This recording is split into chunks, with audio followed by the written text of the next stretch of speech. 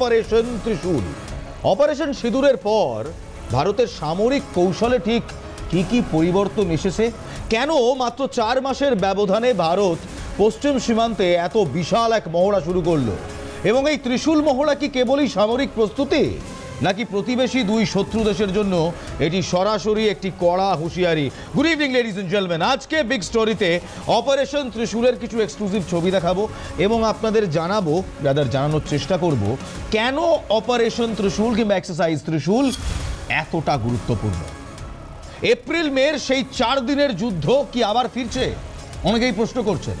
যেখানে রাফাল নামানো হয়েছিল, ড্রোন হামলা হয়েছিল এবং পারমাণবিক শক্তির ব্যবহার নিয়ে আন্তর্জাতিক মহলে উদ্বেগ তৈরি হয়েছিল, সেই ভয়াবহ অভিজ্ঞতার পরেই ভারত তার ইতিহাসের অন্যতম বিশাল সামরিক মহড়া শুরু করেছে এবং সেই সামরিক মহড়ার নাম এক্সারসাইজ ত্রিশূল। অনেকে বলছেন অপারেশন ত্রিশূল, কিন্তু ত্রিশূল। এই মহড়ায় 50,000 সেনা, আইএনএস বিক্রান্তের মতো যুদ্ধজাহাজ এবং রাফাল ফাইটার জেট অংশ নিচ্ছে। এর আসল উদ্দেশ্যটা আসলে কি? আসলে এই মহড়ার মূল লক্ষ্যবস্তু গুজরাটের একটি ছোট্ট অঞ্চল যার নাম সার ক্রিক কিংবা বানগঙ্গা। আর এই কারণেই এই মুহূর্তে উত্তেজনার রীতিমতো তুঙ্গে। আপনারা নিশ্চয়ই মনে রেখেছেন ভারতের প্রতিরক্ষা মন্ত্রী রাজনাথ সিং ঠিক কি বলেছিলেন? যদি পাকিস্তান সার ক্রিক সেক্টরে কোনো দুঃসাহস করে তবে তার ফলস্বরূপ ইতিহাস ও ভূগোল বদলে যাবে। যদি মনে না থাকে আরো একবার মনে করিয়ে দিচ্ছি, দেখুন রাজনাথ সিং এর সেই বক্তব্য।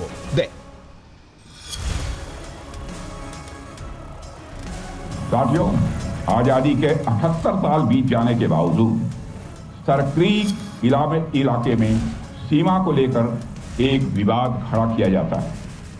भारत ने कई बार बातचीत के रास्ते इसका समाधान करने का प्रयास किया है, मगर पाकिस्तान की नीयत में खोट है। जिस तरह से हाल में पाकिस्तान की फौज ने सरक्रीक के सटे इलाकों में अपना मिलिट्री इंफ्रास्ट्रक्चर बढ़ाया है, वह उसकी नीयत बताता है। अगर सरक्रीक इलाके में पाकिस्तान की ओर से कोई भी हिमाकत की गई तो उसे ऐसा करारा जवाब मिलेगा कि इतिहास और भूगोल दोनों बदल जाएंगे। मेरे साथियों, पाकिस्तान को याद रखना चाहिए कि कराची का एक रास्ता क्रीक से ही होकर गुजरता है। করাচি যাওয়ার রাস্তা এই সার ক্রিক থেকেই যায় এবং পাকিস্তান বাড়াবাড়ি করলে ভূগোল এবং ইতিহাস বদলে যাবে। এই মহড়া কি সেই ভূগোল বদলে দেওয়ার প্রস্তুতির প্রতিফলন? এই নিয়ে বিস্তারিত আলোচনা করব, কিন্তু তার আগে আপনাদের দেখাবো এই মুহূর্তে ঠিক কি হচ্ছে মহড়ায়। এক্সক্লুসিভ ছবি লেডিজ এন্ড জেন্টলম্যান, ক্যালকাটা নিউজের বিগ স্টোরি রাতে দেখুন।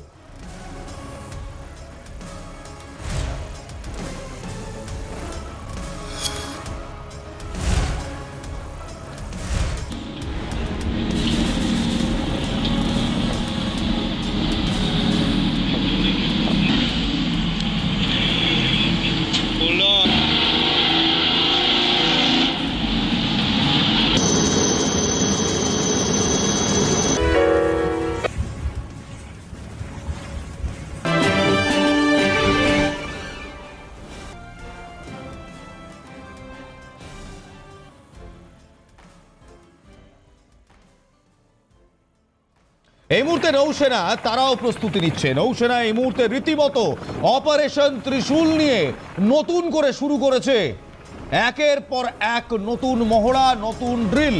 সেই ড্রিল কি, ঠিক কোন মহড়া শুরু হয়েছে, কেন শুরু হয়েছে, কারা শুরু করছে? লেডিজ এন্ড জেন্টলম্যান, আপনাদের জন্য ভারতীয় নৌসেনার সেই এক্সক্লুসিভ ফুটেজ, 44 সেকেন্ডের সেই এক্সক্লুসিভ ফুটেজ দেখুন, উপভোগ করুন। দেখুন।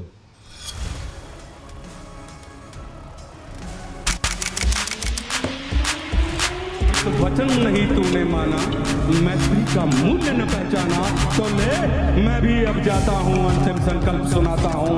याचना नहीं अब रण होगा, जीवन जय या भी मरण होगा। टकराएंगे नक्षत्र निहर, बरसेगी ऊपर वसी प्रहर, अणशेष नाद का डोलेगा, विकराल काल मुंह खोलेगा। दुर्योधन ऐसा होगा फिर कभी नहीं जैसा होगा। भाई पर भाई लूटेंगे, शिकार लूटेंगे, सौभाग्य मनुष्य लूटेंगे, और आखिर की ऊंचाई होगा, हिंसा का पर्दा ही होगा। শরিয়া, সেই একটা শব্দ শরিয়া, সেই শরিয়া শব্দটার সঙ্গে ভারতের ডক্ট্রিন, ভারতের সেনার ডক্ট্রিন সেগুলো রয়েছে, যেমন মাল্টি ডোমেন অপারেশন ডক্ট্রিন। এই ডক্ট্রিনটি অপারেশন সিঁদুরের ঠিক পরে এবং তারপর থেকে পাওয়া শিক্ষাগুলির উপর ভিত্তি করে তৈরি হয়েছে এমডিও ডক্ট্রিন। এই এমডিও ডক্ট্রিন অনুযায়ী আধুনিক যুদ্ধ শুধু স্থল, জল বা আকাশসীমাতে হয় না, এটি এখন 6টি ডোমেনে অন্তর্ভুক্ত: জমি, জল, বাতাস, তার সাথে সাইবার স্পেস এবং কগনিটিভ বা মনস্তাত্ত্বিক ক্ষেত্র।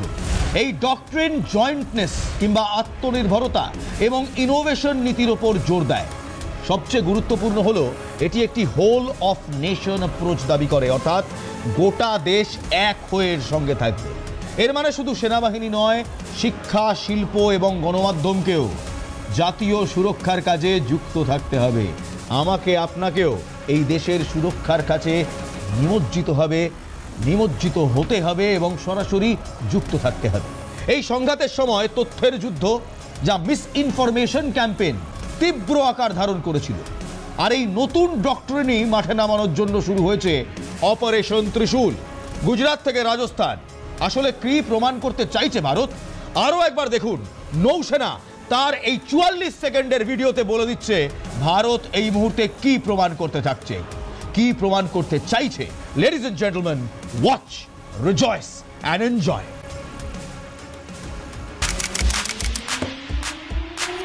वचन नहीं तूने माना, मैत्री का मूल्य न पहचाना, तो ले मैं भी अब जाता हूँ, अंतिम संकल्प सुनाता हूँ, याचना नहीं अब रण होगा, जीवन जय या भी मरण होगा, टकराएंगे नक्षत्र निहर, बरसेगी ऊपर वर्दी प्रखर, अणशेष नाद का डोलेगा, विकराल काल मुंह खोलेगा, दुर्योधन ऐसा होगा फिर कभी नहीं जैसा होगा, भाई पर भाई लूटेंगे, शिकार सब लूटेंगे, सौभाग्य मनुष्य लूटेंगे, और आखिर की ऊंचाई होगा, हिंसा का पर्दा ही होगा। আসলে অপারেশন ত্রিশূল কিংবা এক্সারসাইজ ত্রিশূল হলো মে মাসের সংঘাতের পর ভারতের সবচেয়ে বড় ত্রিসেবা কিংবা ত্রিসেনা সামরিক মহড়া। প্রায় 20,000 থেকে 50,000 সেনা এতে অংশ নিচ্ছে। মূলত পশ্চিম সীমান্তে, বিশেষত গুজরাটের কচ্ছের রন এবং সার ক্রিক অঞ্চল সহ আরব সাগরের কিছু অংশে অনুষ্ঠিত হচ্ছে। এই মহড়ার মাধ্যমে ভারতীয় সামরিক বাহিনী তাদের অফেন্সিভ বা আক্রমণাত্মক এবং উভচর ক্ষমতা পরীক্ষা করছে। নৌবাহিনীর ল্যান্ডিং পার প্ল্যাটফর্ম ডক কিংবা আইএনএস জলস্বর, সেটা এই মুহূর্তে রয়েছে। উভচর মহড়ায় সেই আইএনএস জলস্বও কিন্তু অংশ নিয়েছে। এই মহড়ায় আরও একটি অভূতপূর্ণ ট্যাঙ্ক T-90 এবং অর্জুন ট্যাঙ্ক, তার সঙ্গে রাফাল এবং সুখোই রয়েছে। এক এক করে সব দেখাবো। প্রথমে দেখুন T-90 এবং অর্জুন ট্যাঙ্ক কি কি করতে পারে। Full screen, watch, rejoice and remember.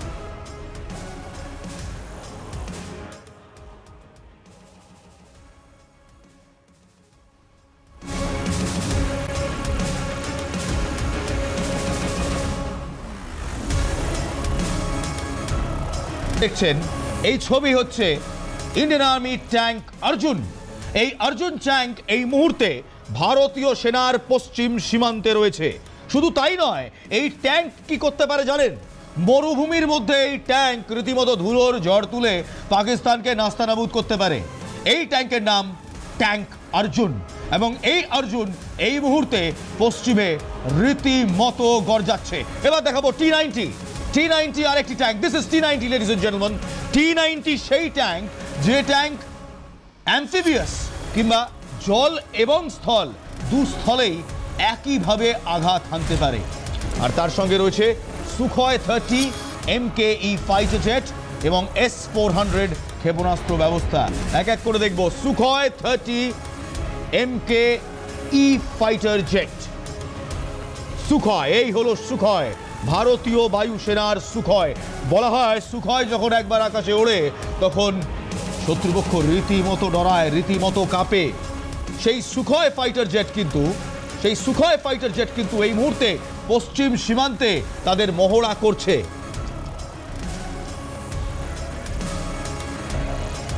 সুখয় 30 MKI fighter jet সেই MKI ফাইটার জেটও কিন্তু উঠছে, তার সঙ্গে রয়েছে S-400 ক্ষেপণাস্ত্র ব্যবস্থা কিংবা সুদর্শন চক্র। ভারতের এই সুদর্শন চক্র এই মুহূর্তে রয়েছে সরাসরি পশ্চিম সীমান্তে। এই হলো S-400। দেখুন,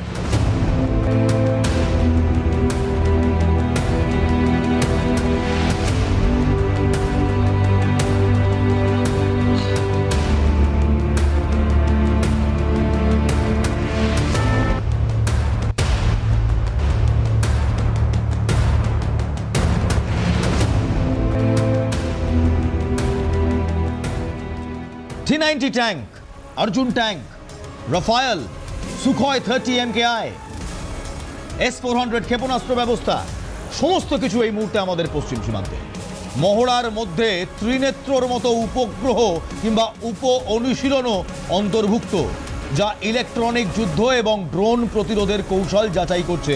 এই হচ্ছে ত্রিনেত্র। অন্যদিকে বিশ্বাস করুন, পাকিস্তানও কিন্তু পাল্টা সতর্কবার্তা জারি করেছে। তারা বিশাল সামরিক মহড়া করছে না, তবে দেশের ভেতরে লুকিয়ে থাকা এমন অনেক যুদ্ধনীতি তারা জ্বালিয়ে নিচ্ছে। তবে এই বিশাল সামরিক মহড়া নয়, দেশের ভেতরে লুকিয়ে আছে আর এক যুদ্ধ। কেন তড়িঘড়ি অ্যান্টি ড্রোন সিস্টেম আপগ্রেড করতে হলো আমাদের? মে মাসের সংঘাতের পর আমরা বুঝেছিলাম ড্রোন হলো ভবিষ্যতের সবচেয়ে বড় হুমকি।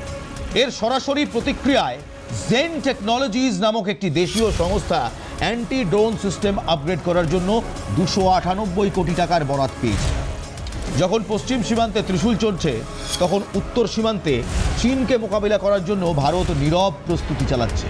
লাদাখে পৃথিবীর উচ্চতম বিমান ঘাঁটিগুলির মধ্যে একটি নোয়ামো বিমান ঘাঁটি অক্টোবর মাসের মধ্যে যার কাজ শুরুর জন্য প্রস্তুত হয়ে গিয়েছে।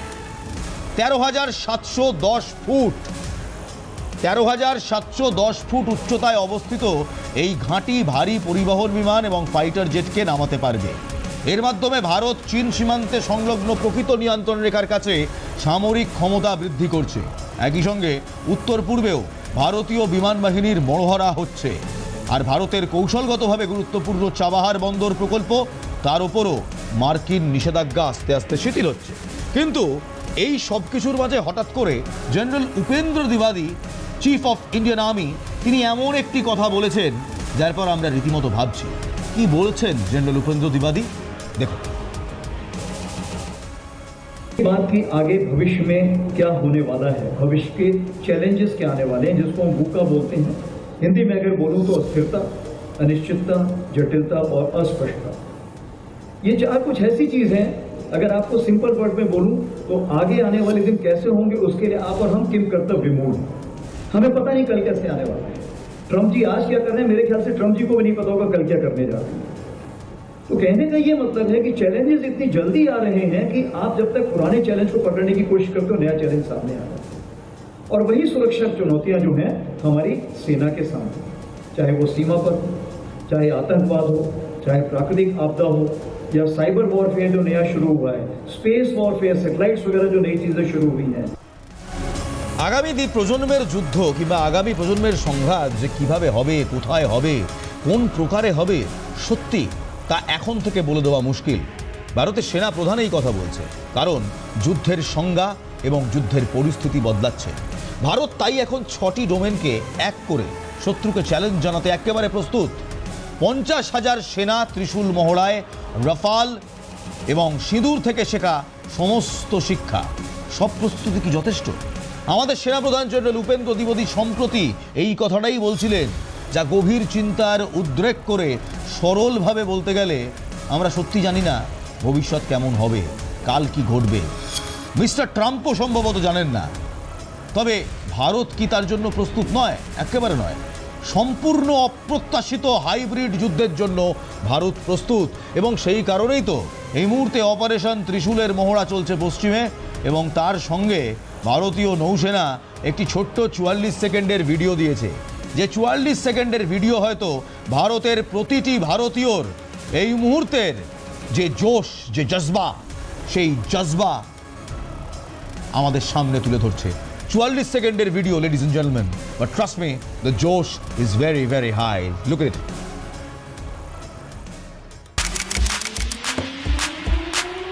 वचन नहीं तूने माना, मैत्री का मूल्य न पहचाना, तो ले मैं भी अब जाता हूँ, अंतिम संकल्प सुनाता हूँ, याचना नहीं अब रण होगा, जीवन जय या कि मरण होगा, टकराएंगे नक्षत्र निखर, बरसेगी ऊपर वर्दी प्रखर, अणधेश नाद का डोलेगा, विकराल काल मुंह खोलेगा, दुर्योधन ऐसा होगा फिर कभी नहीं जैसा होगा, भाई पर भाई लूटेंगे, लूटेंगे, सौभाग्य मनुष्य लूटेंगे, और आखिर की ऊंचाई होगा, हिंसा का फौजदारी होगा।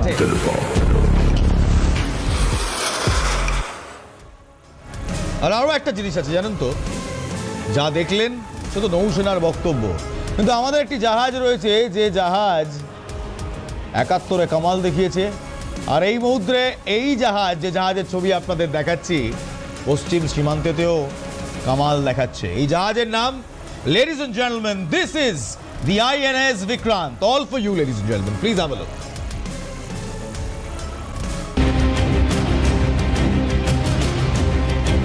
ভারত মহাসাগরে সর্বদা মোতায়েন শক্তিশালী ভারতীয় নৌবাহিনী।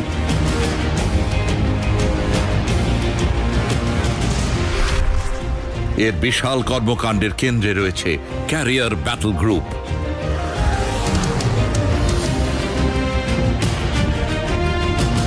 সিবিজির উড়ান ক্ষমতার জন্য আক্রমণের শক্তিতে অদ্বিতীয়, যার ফলে শত্রুপক্ষ। This, ladies and gentlemen, is the INS Vikrant. সেই INS Vikrant যে ৭১-এ কামাল দেখিয়েছিল এবং এখনো প্রস্তুত বারে বারে তার কামাল দেখানোর জন্য। একটা ছোট্ট বিরতি নিচ্ছি, বিরতির পর ফিরে আসছি, বিরতির পর আরও ছবি দেখাবো। এই মুহূর্তে পশ্চিম সীমান্তে কি হচ্ছে, INS জলস্ব কি করছে, অর্জুন ট্যাঙ্ক কি করছে, T-90 কি করছে এবং INS Vikrant কি করছে, সব দেখাবো। Let's take a quick break. কোথাও যাবেন না, যদি ইউটিউবে দেখেন স্কিপ করবেন না, বসে থাকুন, কারণ Welcome back, ladies and gentlemen. আপনারা দেখছেন the big story, and tonight on the big story exclusive operation ত্রিশূল। পশ্চিমে কি ঘটছে প্রথমেই দেখাবো আপনাকে সেই ছবি। এই মুহূর্তে অপারেশন ত্রিশূল কিংবা এক্সারসাইজ ত্রিশূলের মহড়ার সেই ছবি, এক্সক্লুসিভ ফুটেজ আমরা পেয়েছি on the big story. Ladies and gentleman, দেখুন, ভালো করে দেখুন।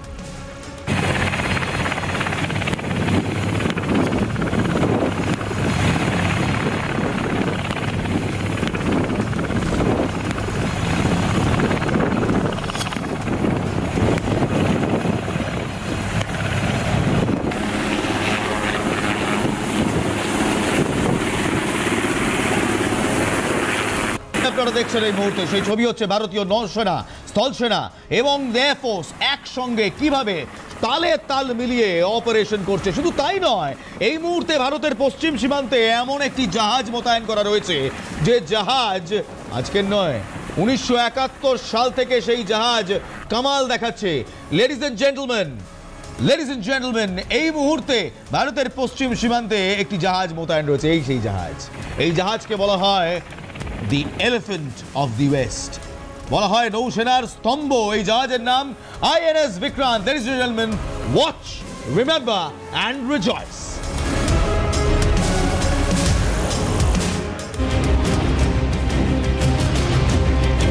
ভারত মহাসাগরে সর্বদা মোতায়েন শক্তিশালী ভারতীয় নৌবাহিনী।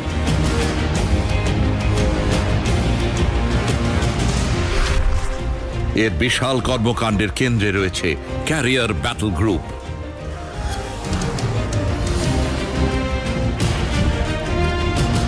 সিবিজির উড়ান ক্ষমতার জন্য আক্রমণের শক্তিতে অদ্বিতীয়, যার ফলে শত্রুপক্ষ।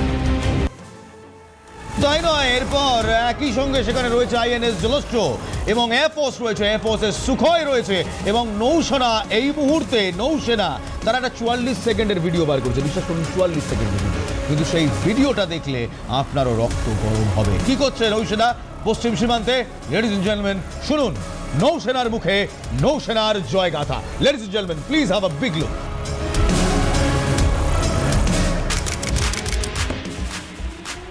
वचन नहीं तूने माना, मैत्री का मूल्य न पहचाना, तो ले मैं भी अब जाता हूँ, अंतिम संकल्प सुनाता हूँ, याचना नहीं अब रण होगा, जीवन जय या कि मरण होगा, टकराएंगे नक्षत्र निखर, बरसेगी ऊपर वर्दी प्रखर, अणधेश नाद का डोलेगा, विकराल काल मुंह खोलेगा, दुर्योधन ऐसा होगा फिर कभी नहीं जैसा शिकार सब लूटेंगे, सौभाग्य मनुष्य टूटेंगे और आखिर से पूजा ही होगा, हिंसा का पर्दा ही होगा।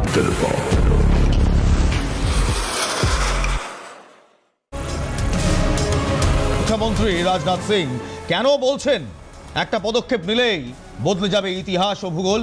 সার ক্রিকের ভূ রাজনৈতিক গুরুত্ব আসলে কতখানি? সার ক্রিক হলো একটি বিতর্কিত মোহনা, যেখানে আক্রমণোত্তক উভচর সামরিক অভিযানের কৌশল যাচাই করছে এই ত্রিশূল মহড়া। এই মহড়া ইঙ্গিত দিচ্ছে যে ভারত এখন শুধুমাত্র প্রতিরক্ষার নীতি থেকে সরে এসে প্রিএমটিভ প্রিসিশন বা পূর্ব পরিকল্পিত নির্ভুল আঘাতের কৌশল নিচ্ছে। এই নরকৌশলই হলো ভারতের new normal. Ladies and gentleman, আজকের দিনে দাঁড়িয়ে যদি কেউ প্রশ্ন করে হাউস দ্য জোশ, একটাই কথা বলবেন, high sir, very very high. Ladies and gentleman, আজ এখানেই শেষ করছি। ভালো থাকবেন, সুস্থ থাকবেন, অবশ্যই জয় হিন্দ।